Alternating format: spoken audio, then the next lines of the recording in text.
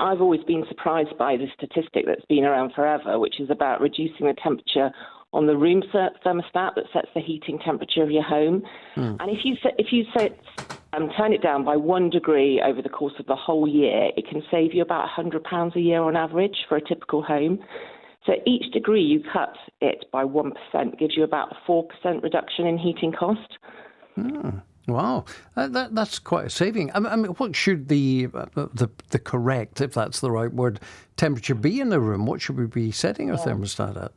Well, to be honest, I always say to people they've got to heat their home to their comfort levels. I mean, obviously this winter we might think about reducing it by 1 degree. I'm certainly going to do that because £100 is a big saving.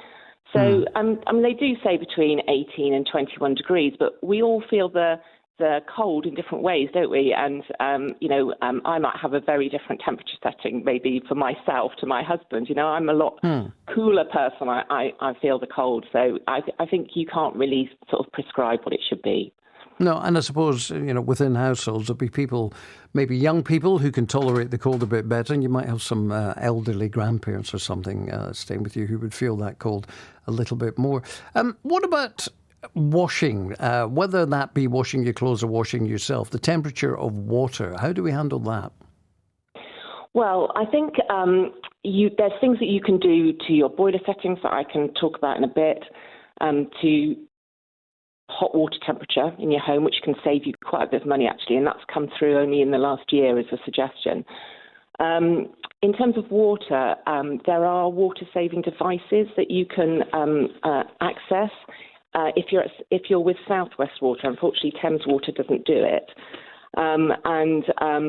So you can actually apply for those through a website, which is Save Water, Save Money, if you're with South West Water, and they'll send you some water-saving devices to your home.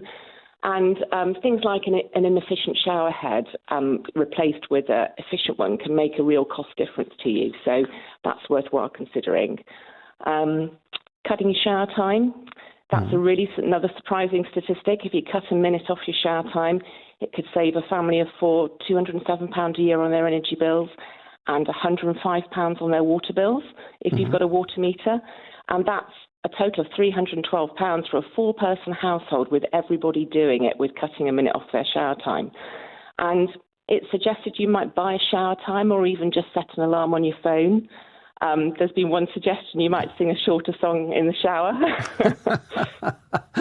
Good idea. I noticed you didn't mention baths then. I mean, baths do use an awful lot of hot water. I suppose maybe we'll get back to the days like when I was a kid of sharing the bath.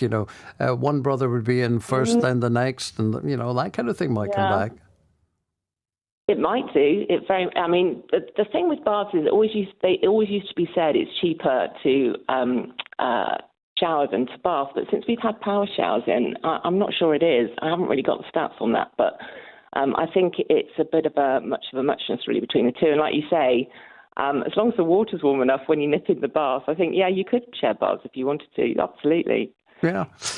Now, working from home has become a thing, as we know. And, I did mention you don't want to heat the whole house just to keep yourself warm in one room. What's the best way to do that if you're working from home, keep yourself warm?